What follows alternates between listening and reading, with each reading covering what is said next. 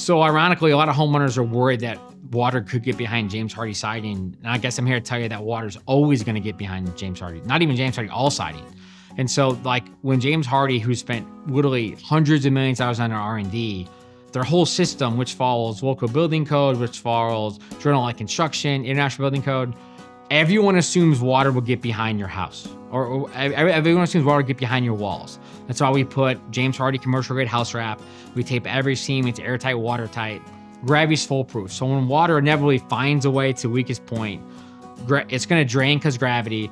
Every horizontal piece of trim, we flash every horizontal opening. And so water always finds a way out. And so the goal is not to keep water out.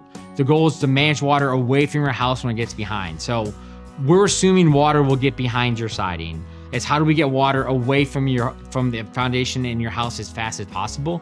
And Hardie spent close to $1 billion on research and technology to help us do that. We also follow local building code. We make sure we have proper flashing, proper house wrap, everything's taped. So water will get behind your siding. It's a matter of how fast can we get away from your wall and your siding as fast as possible.